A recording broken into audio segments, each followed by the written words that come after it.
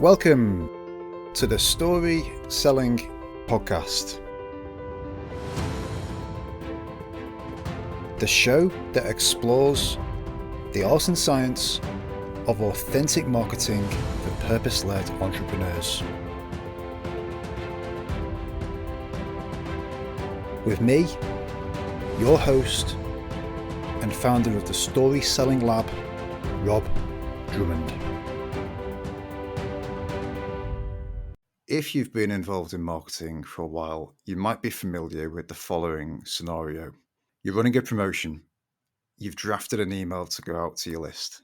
It's quite late. You only started drafting the email this morning, and you need to get it sent out in an hour. You proofed it. You proofed it again. You proofed it a third time. You sent it around the office and had various people proof it. You hit send on the email, and the email goes out.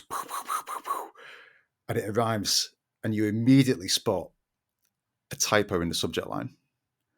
Like, how did no one spot a typo in the subject line? And then you click on the link and realize that the link in the email is going to the wrong landing page that has the wrong pricing.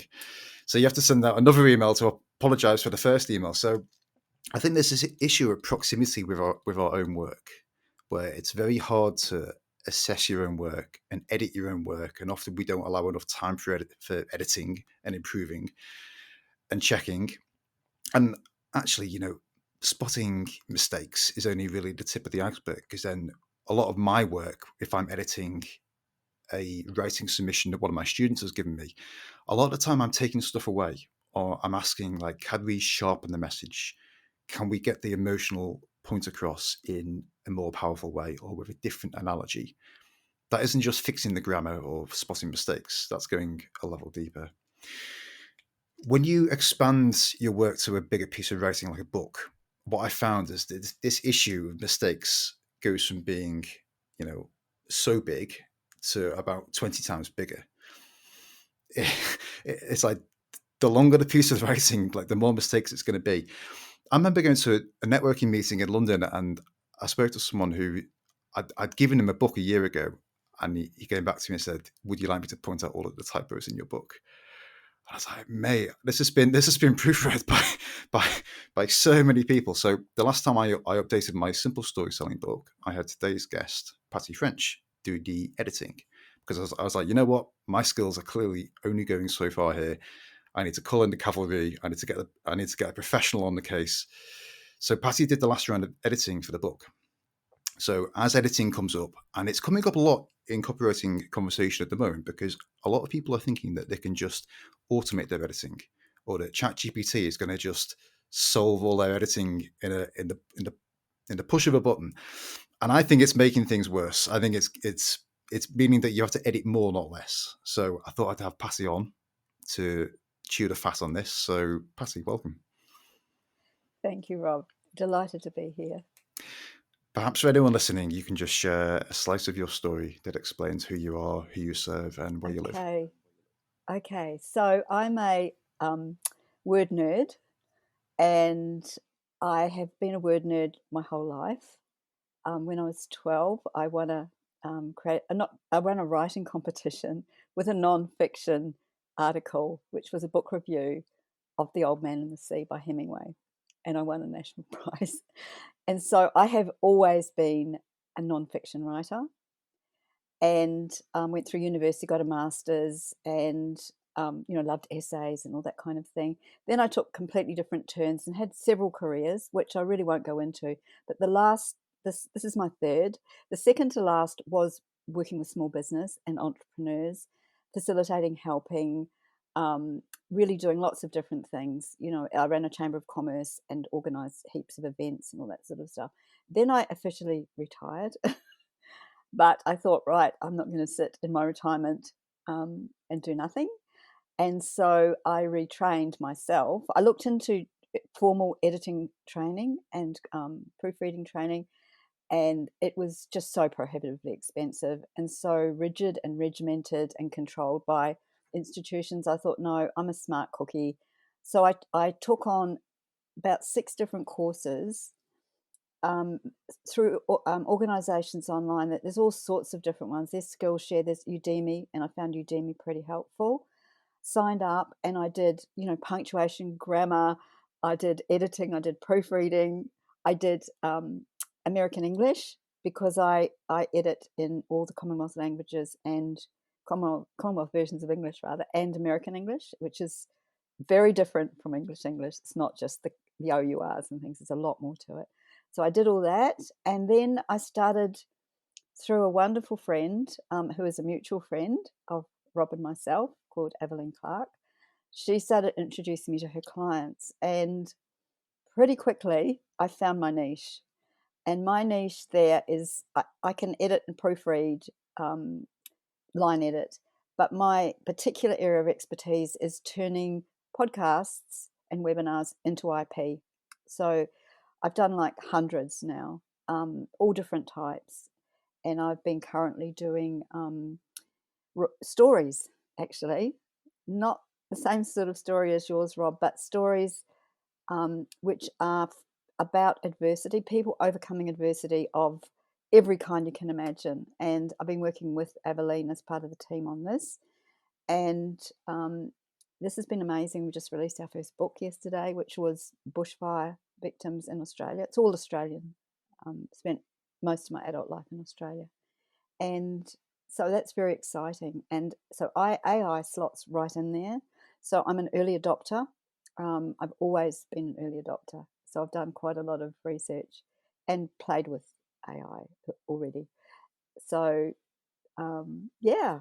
And just one more thing is that I work in my niche, but I only work with people who I feel are passionate, and I'm very committed to the concept of 6-star. And for me, 6-star is being the best human that you can be within your business niche and helping others in that way. So I don't overcharge. I assess everybody individually. I've got no set fee schedule, and I only do 1 or 2 jobs at a time. So that's where I'm at. And that's something that's worth not retiring for, surely, because that's having an impact.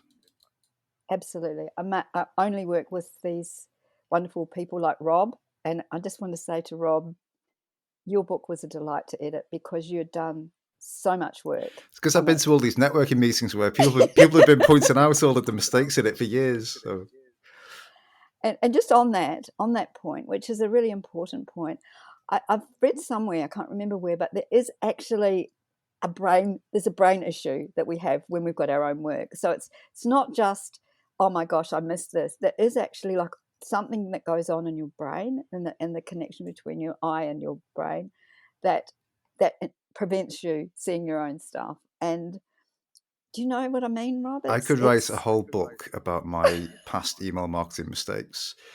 I actually once worked for an email marketing software company, and we sent out an email to all this to promote our email marketing software. And my colleague who drafted the email got the merge field wrong. So instead of saying "Hi Patty" in the subject line, it said "Hi first name." With I've that, seen with that. People do that. I've seen that. Yeah. so, It's just, you cringe. It's just so cringeworthy, isn't it? It's just, yeah.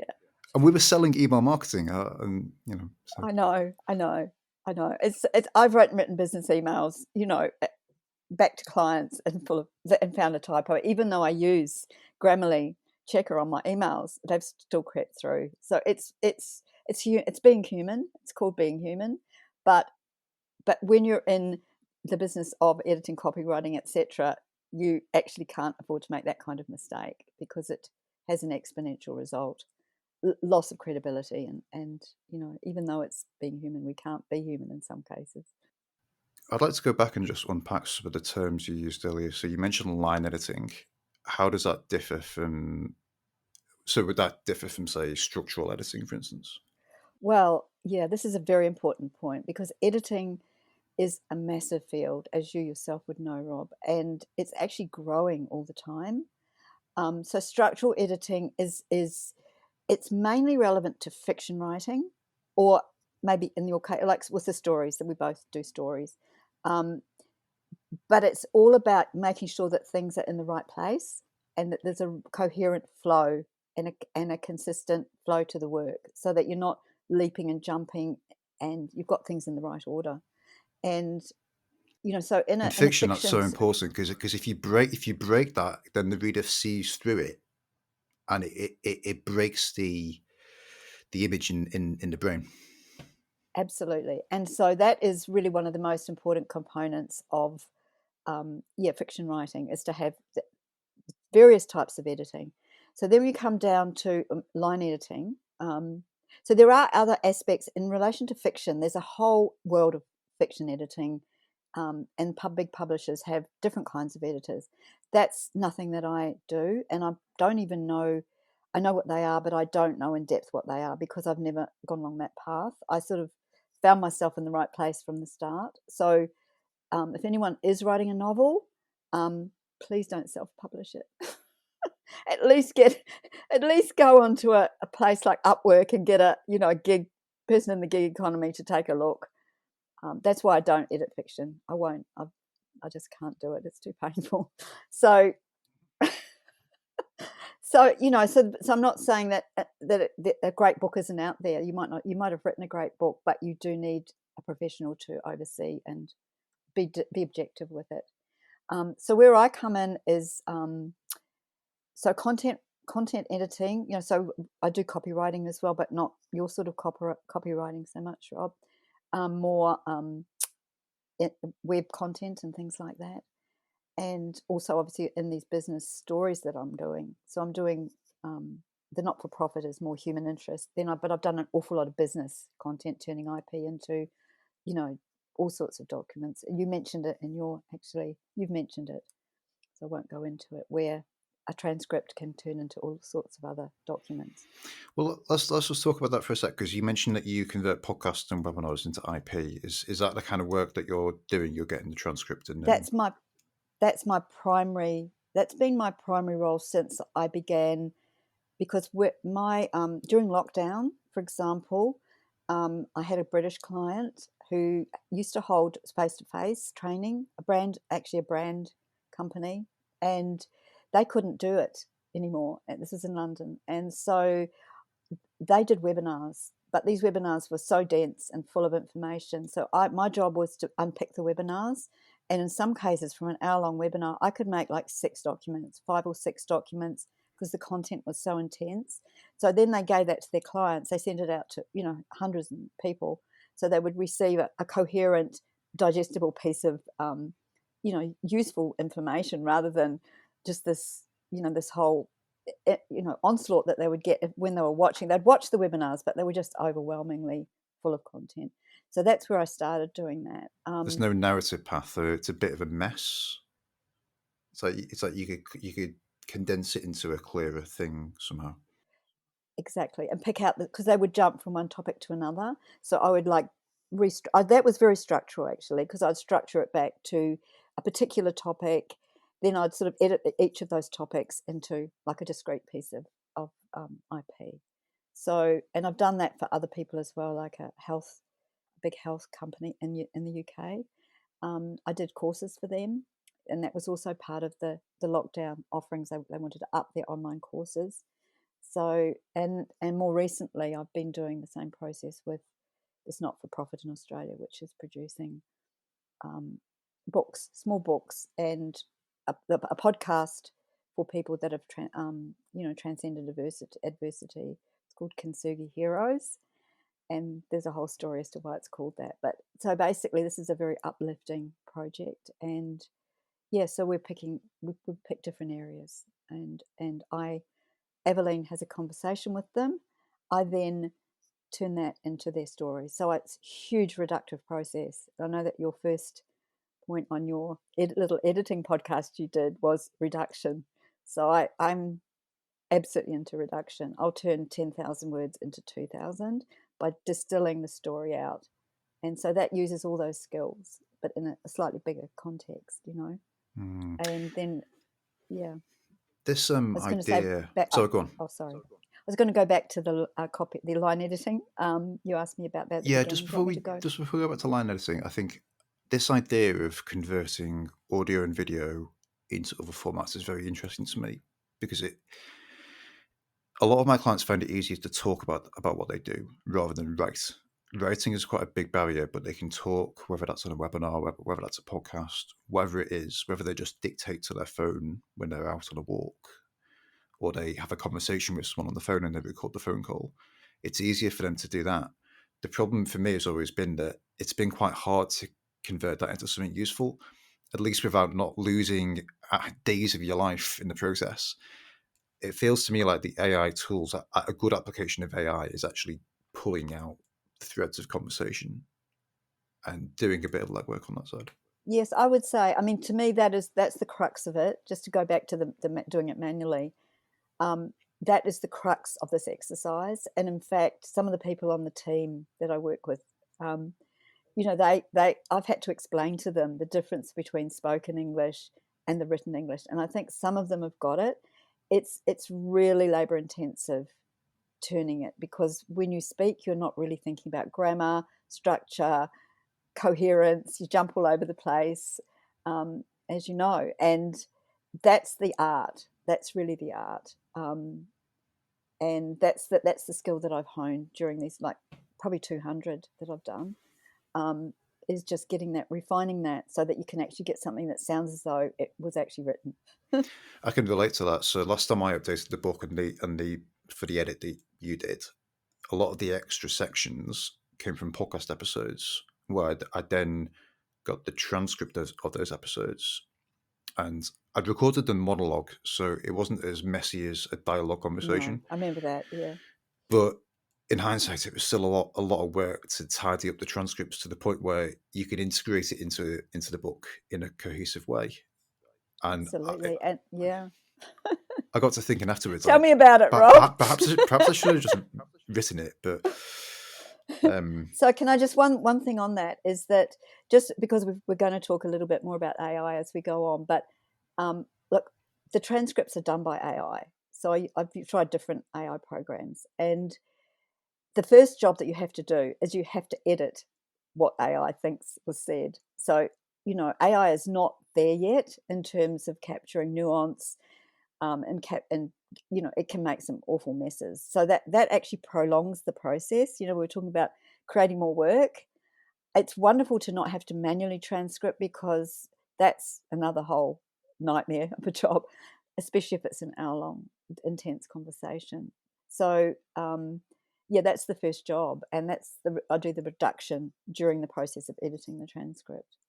I did actually used to manually transcribe some conversations early when I was doing this, and it was good to do, and I'm glad that I did it. But it just wasn't. It made it very hard to offer as a service proposition. I used to too, and in a previous life, I did a lot of that kind of manual transcription, and without the tools that we've got now, it's the waste of time. And I think the whole thing about editing is that why editing is so expensive is that it's super time consuming. Whatever aspect of it you do, it's so time consuming, and that's why we've got these tools are really, really helpful for that. Let's just go back to line editing then. Yeah. Okay. So that's really, to me, first of all, you have to look at the whatever size document it is as a whole. So I'll always read the whole thing through, and things jump out, like repetitive personal things. Like in your case, I've got an example, if you don't mind. It's a good one. So you've got a Northern English vocabulary. So you'll say, we were sat at the station waiting for the train, whereas standard English would be, we were sitting at the station waiting for the train. And I've had other clients that were Northern, and they all said that. Now, that's actually technically correct. It's not incorrect, but a lot of people would find it a bit jarring, that weren't understanding that's the vernacular. That kind of thing jumps out. So we need to have the Northern book and the Southern book. Yeah, you see what I mean? So that's only a tiny kind of light-hearted example, but you'll also find sentence structure. There's that people have certain ways they always structure their sentences, and sometimes if you just turn it around, using the same words, you just put them in a different order, that will make things much clearer and more coherent. So there's things like that. I'd kind of spot all those on the first run through. Then I would run it through Grammarly professional software. Do you know Grammarly? Yes, yeah, I'm familiar.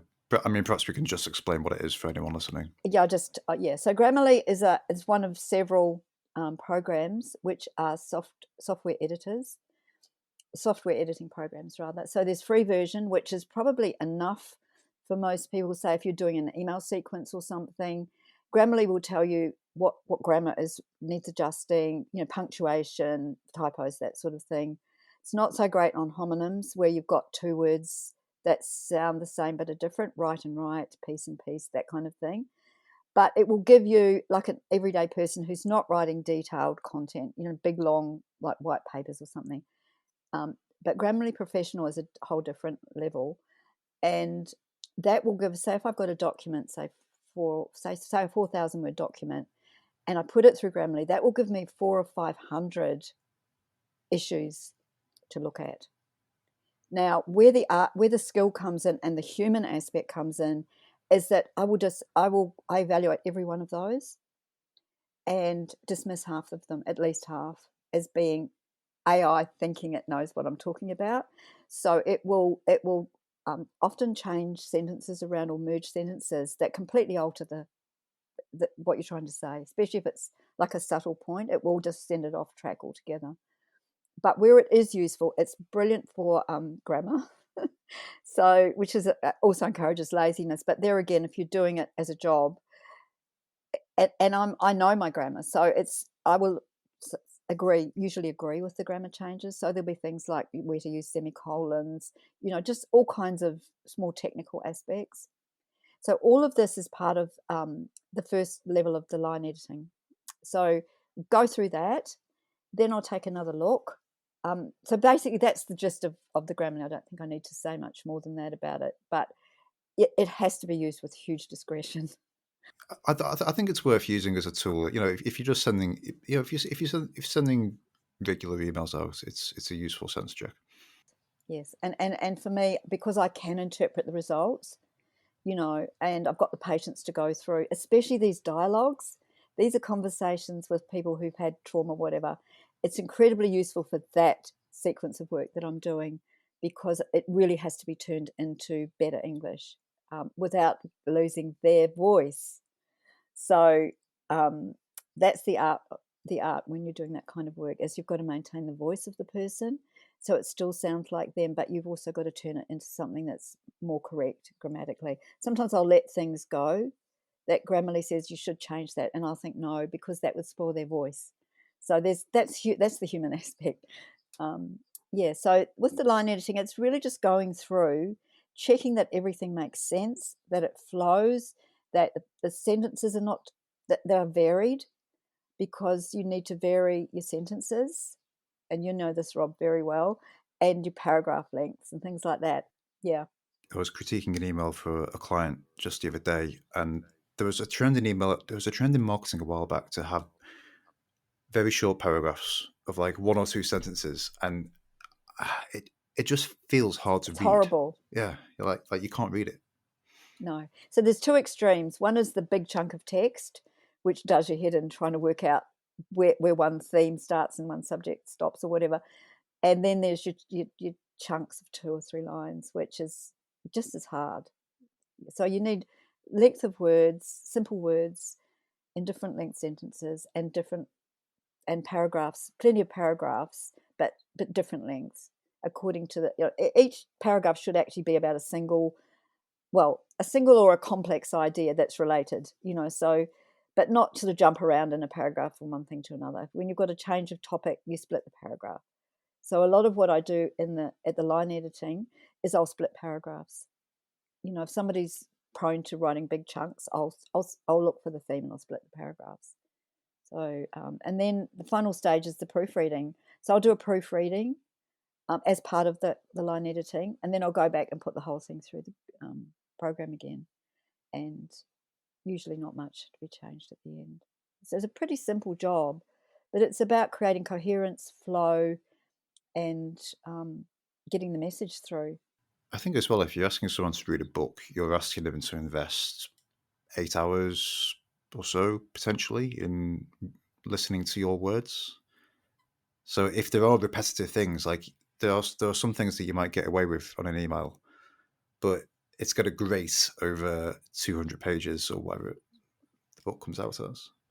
Oh, definitely. And starting, similar sentences, one of the things that Grammarly does, or the other grammar checkers do, is they tell you if the sentences are the same. So you've got, a whole lot of sentences that start with and the or whatever, and they're repetitive. And sometimes there's a reason for that, but other times it's really boring. And so they're the task is like maybe reverse the words or, just join them together in some way. So you've got to have all of these things in consideration and consistency as well. So you've got to be consistent throughout the whole document, whole book. I think there's maybe a sense of rhythm as well.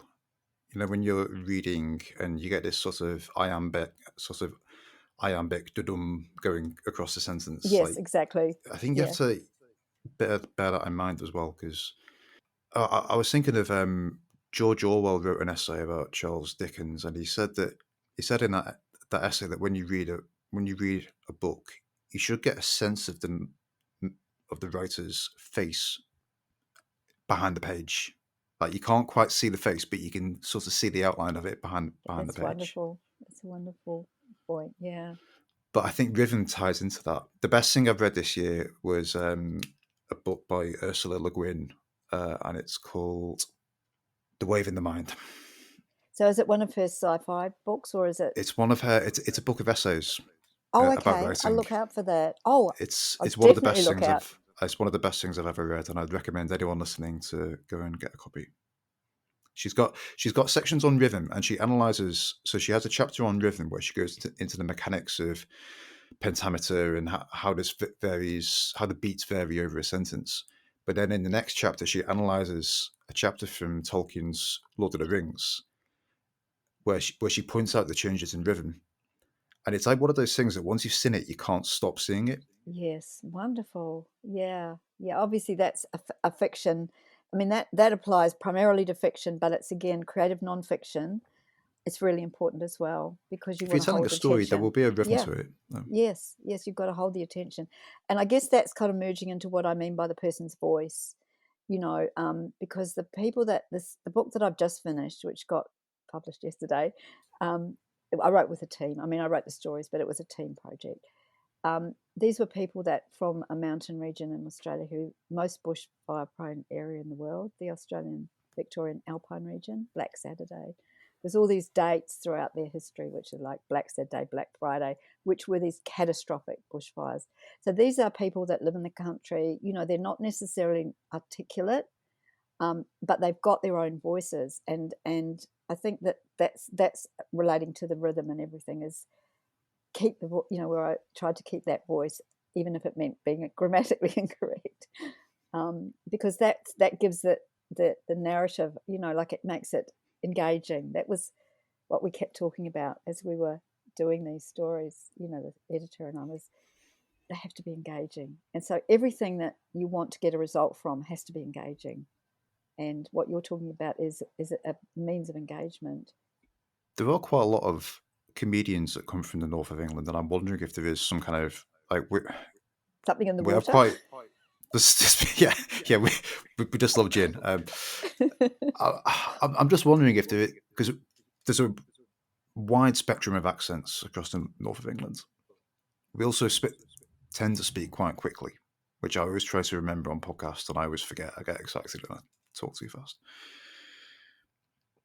I just kind of wonder if there's some elements in the underlying rhythm. Speculation. It's a speculation on the fly, but Absolutely. I mean, I lived in the UK for 15 years. I haven't mentioned, I live in New Zealand at the moment, but I've spent most of my life in Australia and the UK. So I love accents.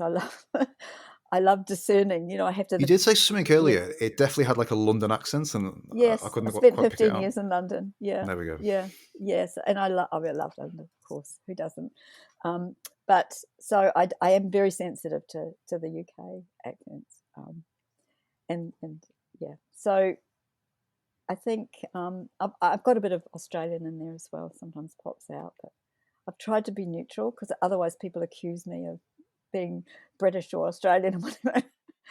um, So it's Do you interesting. ever edit in more slang to make it sound like No, someone? No, no, you just work with what's there. I never add anything in because that I don't believe. I mean, I try to be. This is part of my 6 star, my expression of 6 star. I want to be give that person their authenticity at all costs. I would not, obviously if they're repetitive and everything, I'll edit to a standard. But I believe that, yeah, I wouldn't do that. I mean, obviously, if they've made a mistake in because that's the other aspect I didn't mention in line editing. You've got to check everything. Like, I mean, with the Australian ones, I have to check the Aboriginal names of all the places, and say if people have died in a fire, I go back to original source, get their names right. So in so in that And process, ChatGPT will probably get that wrong. oh, totally. Especially when you come to Indigenous things, it's hopeless. Yeah. So so that's part of my line editing process is to be meticulous and respectful to the person's words, um, except if they've if they've mispronounced or something. I wondered for someone listening to this if we could pull out like a handful of top tips. Let's say they're sending, regular or semi-regular emails. They're writing regular social posts. They might have a book in the line. What are the top editing things that they might want to consider? Well, I think to actually take out of what I've agreed with some of what you've said, and I'll just refer back to that podcast that you did on it, because the number one is the one that I totally agree with, which is the reduction. And because in that podcast, you point out that you can in the editing process you can add stuff, and you shouldn't. You should actually You'll never be perfect. So there's one thing I sort of marginally disagree with you on the top tips is that you need to be as perfect as possible with your grammar and spelling and punctuation, but you'll never be perfect with expressing your content. What you want the content to say, and I'm not sure whether that was more what you meant. Did you? When you're saying don't try to be perfect, you're not talking about. What are you talking about? I was meaning don't obsess over it to the point of not sending the email out. Overwriting. Yeah, yeah, absolutely. I totally agree with that. And so I would say the number one is as you say, reduction. Number two, I don't know what. Obviously, you put that forward as well. And then for me, it's also what we were talking about: the sentence length, the paragraph length, and using simple words. Using difficult words or alternative words that not everybody might use interrupts the flow. If someone has to get a dictionary out to look at one of your words, that's not going to work. This is especially an issue in technical markets or for more technical writing. And it's easy to maybe hide behind the technicalities. But, I sometimes think of Drayton Birdie said that if you write for the stupid people, the clever ones will understand. Yes. Yeah, I mean, it's got to be as coherent as it can be and express your content, but not overwriting. Not. So I'd say that the second point really is keeping things simple and clear, and keep. I don't know whether this is a separate point, but being mindful of the flow, and that one thing flows to the next, and that's where your sentence length and your subject, keeping your paragraphs to one subject where possible, would be another point. I don't know if these split into separate tips, but they are kind of related, but separate in a way. What do you think about that? Do you ever adjust the flow of ideas so that you'll open a loop, if you like, in one paragraph and then close it in the next paragraph? So you create this kind of micro suspense between paragraphs almost.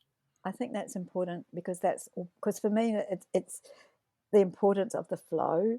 It's all about the flow, and that actually enhances the flow. So yes, I would definitely do that. It's worth remembering that I think in marketing we take attention for granted, and we definitely shouldn't. It's like the job of the sender name is to get people to recognize you. The job of the subject line is to convince them to open the email. The job of the first line is to pike their attention enough to read the second line, and so on and so forth until you get to the bottom of the email. And it's easy to forget that. Yes, absolutely. I think It's definitely, I've written quite a few marketing emails, and I must say that I have used ChatGPT. So when it was first came out, I thought I had a couple of simple sequences to do, and I thought, oh, I'll just give that a go, So I signed up, and that was my first experience. That was probably over a year ago, so it's refined itself much more since then. But that I found that was a problem. It didn't necessarily create the sequential coherence that was needed, but it was helpful for generating ideas and angles. I find that if I'm letting it anywhere near the finished output, I'm always asking it to write in short sentences, be very succinct, to not add anything very much, to not use flowery language, and you have to go back and remind it because it seems to forget. Yes. When we talk more about the AI, I've actually discovered that there's a new branch of editing, and this leads on from Orson Lloyd and what he taught you in that amazing interview, which is called prompt editing. so, so I've actually decided to train myself. My latest iteration is that I'm going to be a prompt editor. So I've got a book, which, if you'd like me to just tell you the title, it's called The Prompt Editing Handbook: The Keys to Using AI for Business Success. So it's quite short. It's only published in August, so it's pretty up to date, by E.J. and D.A. Clark. And it's the next level on from what Orson was saying. I don't know. Do you want to go into this now, or did you want to? Yeah. Okay. Yeah, please do. Yeah. So when they said in their introduction, this is a new branch of editing, I thought, oh, that's great. I can add that to my little repertoire. So then because Orson's was great, but this is more, takes you a step back, and it gives you 6 ways, 6 important factors about writing prompts. Look, I've only just started it, but what I did notice is it's all to do with the types of questions, which when I did a counselling diploma years ago, there's open questions, closed questions, that kind of thing. And it's so straightforward. So I think, but incredibly important, because the minefield that is AI or chat, we'll talk about it, just say chat GPT is a generic, it's specific, but also just to cover that whole field, is that, if you don't prompt correctly, you'll just end up with all this stuff to wade through that may not be relevant. So I just think it's really fascinating that they are now, people always jump on the bandwagon, so that they are now putting out this how-to guides, because everyone's recognised the prompts are what matter. Yeah, and like, you can ask ChatGPT to act as a prompt coach. Okay. So you can ask it to give you feedback on how would you improve this prompt if I was to ask you again. So Great. please act as a prompt coach. How would you sharpen this prompt in order to deliver this outcome? And Great. Yeah. it will give you an example of how to sharpen it. Oh, that's perfect, because that's I haven't got that far yet in my personal education on the topic. So that's a wonderful shortcut. Thank you for that. Yeah. Yeah, I mean, I've generally found better results by asking it to act as something. Yes. So if I was writing for a client recently who's in the franchising, he does coaching for franchisors. So I was asking it to act as an expert franchising coach, because otherwise it just gives you very, very basic, oh, here's a franchise, it's going to, Yeah, exactly. Yeah, which is what happens when you start, before you know what to do, and you start asking it the questions. I get 6 versions of the same thing, very vague. Yeah. I think the most important thing to remember about using it is it's not human, and so it doesn't have the higher human faculties of discernment, judgment, you know, just what makes us human. It's not. I loved Orson called it, what is it? An intern. What is it? A high level intern. it's a very efficient but slightly stupid intern. Yeah, So it that was you good at probably, but research. yeah, how soon do you let the intern near the send button on the email marketing tool? Like, Yeah. Yeah. So so what I feel really is, I've talked about different forms of AI, like the transcription software, the Grammarly software, all of it's AI. ChatGPT is got obviously far more potential to impact and destroy aspects of the writing world if we allowed it to. And that's another. Well, that's something that we haven't really discussed yet. But it's here. We can't avoid it. We can't put our heads in the sand, but we need to master it, because otherwise it will master us. And I think that that anyone that's in this field just really needs to take it seriously and needs to quickly, as quickly as possible, get up to speed, because the speed that it's developing at it's just beyond imagination. And the cautions about it are not unjustified. The cautions about it ruining things like copywriting and whatever are really quite justified, because people are lazy. They'll just use it, and then all this stuff, then it will then pick up their words in the next time someone googles that, or sorry, prompts that topic. There's another AI, right? We've got Google as well. So it prompts that topic. They'll get back what it's already created for someone else. And that to me is one of the biggest fears. It's going to degrade the language and degrade conceptual concepts. It's going to degrade the subtlety and the nuance. And yeah, that's really something we don't want. I think the holy grail for me is being able to feed in, say, all of your past webinars, all of your past body of, like feeding your body of work into an AI tool. It doesn't have to be ChatGPT, but into an AI tool, and then saying, draw from this as the source material I'm looking to write. And then again, you'd have to prompt it very carefully. So I'm looking to write an email sequence about this thing to these people. You'd have to prompt it extremely carefully. But I think the potential for it then drawing on your voice to pull stuff together is quite compelling. I think so too. Yeah, especially with something like you do with the podcast, where you are in every podcast, so it can learn you. It can learn you, quite quickly, I think. I was having a play yesterday with a tool called Glasgow GPT, Okay. which is a joke tool, but Okay.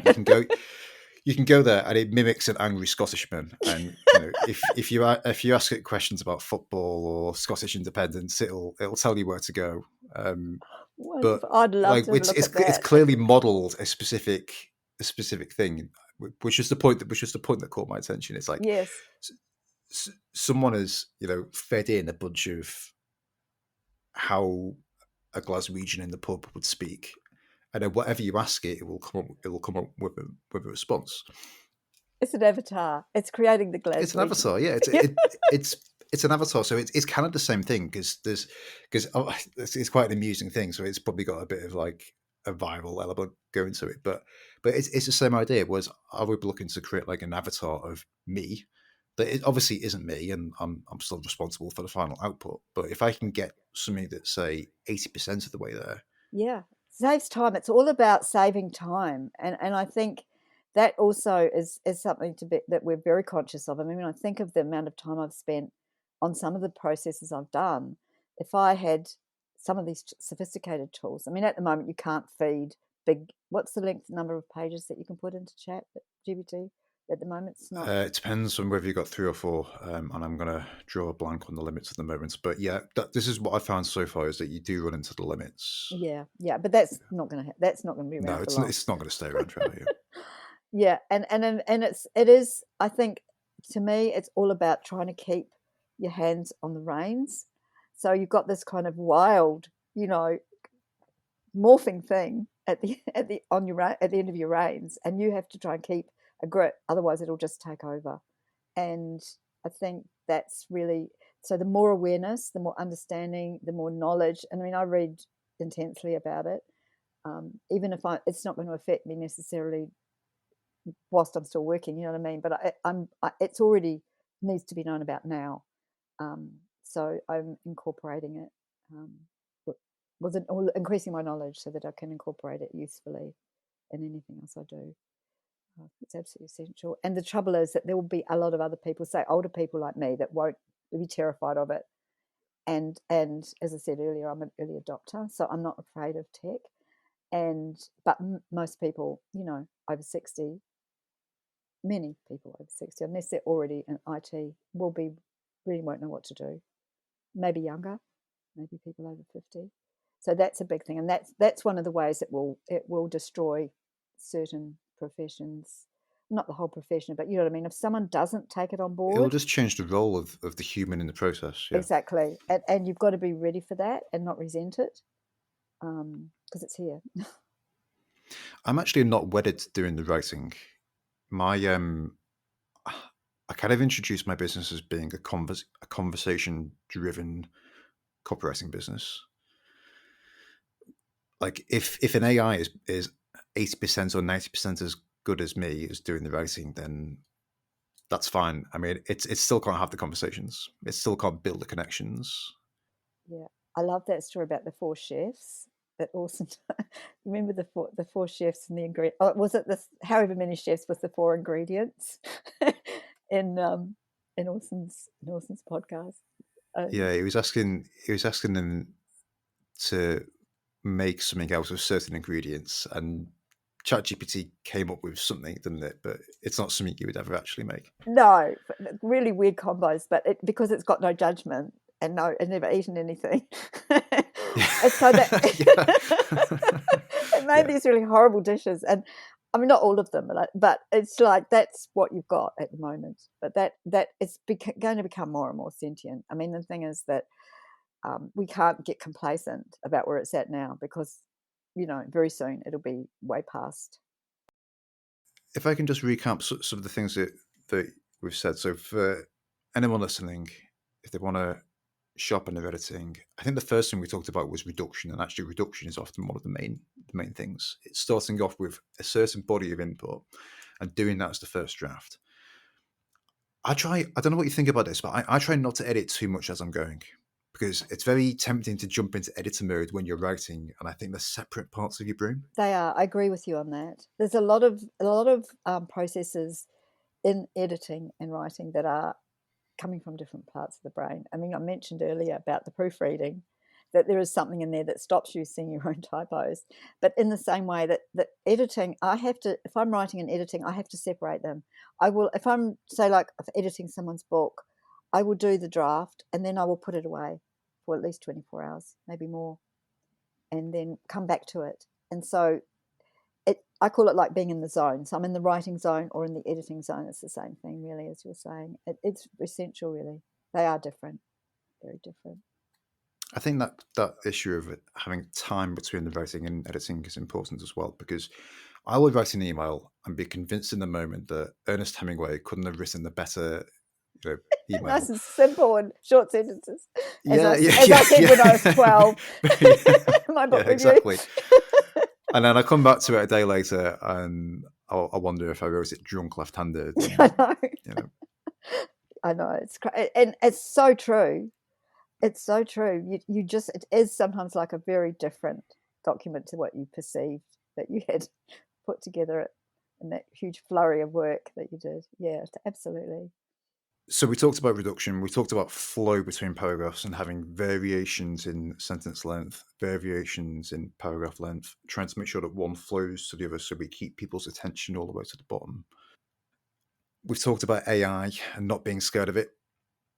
I think there's some great tools. I think tools like Grammarly, I think, are great starting points. I think, if you're sending stuff out regularly, like the cost isn't, for having something that's not going to make a mistake, because that's what the tools.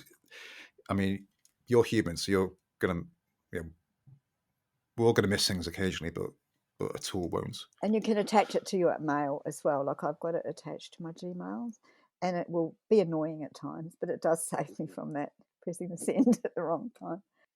And to keep working on your prompts. I've got clients, who have like a spreadsheet or an Airtable of just prompts that they are reusing over and over, or the current best version of those prompts, and they're always trying to like improve on those prompts, Yes, definitely. Definitely. because you might That's want to dig it vital. out again in the future. And if you dig it out again in the future, you don't want to go back to square one. Oh, absolutely. Yeah. So I think I mean, one of the common factors of all of this is actually time management. Then you can spend your time on the bits that you love, and that you feel that your skill set is more appropriate for. So I think that it is a really good thing, but just as you say, not to be afraid of it, not to let it take over. Oh well, that's that's a bit late for that in a way, but it has to be managed as far as we can while we still can. Yeah. I have the current feeling that I don't feel like it is taking over, but that's maybe because I'm not letting it that close to the finished output at the moment. Yeah, I'm not using it at all at the moment. I mean, I'm on a bit of having a break at the moment, but the stories I mentioned to you, that where got these people who've been through crisis, I don't use it at all for that. Only use Grammarly, because ChatGPT could make such a mess of those people's stories. Take too many liberties with your words. But I'm looking forward to the date of feeding a transcript and seeing what happens, because that will save the client a lot of money. Because for me, as I said earlier to you, my 6-star concept is to never overcharge, and I gear my charges to individual clients. So, and the actual preparation stage is just gobbles up money because it's just so slow. And so that would be I'd really like to offer. When I offer that, I would offer something that is more manageable in terms of cost. I like that idea. Something I have done with ChatGPT that has worked is I've asked it to act as a transcript editor. Oh, okay. That's an and then you interesting one. feed, and then instead of feeding the whole thing in, you just feed, say, a few paragraphs and say, can you act as a transcript editor? Please keep as far as possible to the original text. And just enter a few paragraphs at a time, How so did that that you go? can. It's gone pretty well. And if it gets it wrong, and if it rewrites it too heavily, you just have to go back and say, please don't rewrite it. That's really interesting because we've got a new project coming up about flood victims, and I'm definitely intending to use more AI to say, because it's a not-for-profit, to actually save some more money. So I'll adopt that one. Thanks. Yeah. On my, so I use Airtable for my projects. On each record in Airtable, I'll have what the story is, I'll have the raw transcript, and then I'll have the ChatGPT transcript. Okay. Yep. So I do similar. I have files for each conversation has numerous documents attached to it. But this would be really time saving for me as well. That'd be great. Yeah. So keep in touch. Let me know how you go with that. If you have any other ideas, I'd like to hear about them. Yeah, I mean, what I found is the longer the segment you enter into it, the more likely it is to mess it up. But Yes. if you're just doing fairly short segments, You can it divide doesn't. it up just into a You can page or divide it up. something, Yeah. or a logical break in the conversation.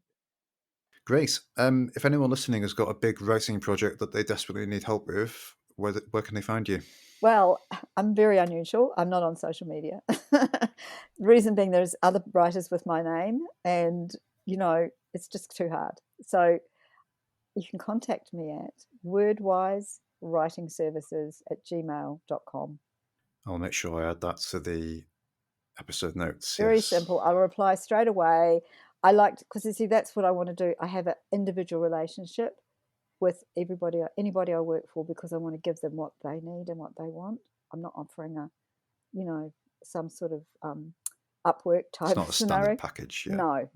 No. It's very important to me. This is a passion project for me.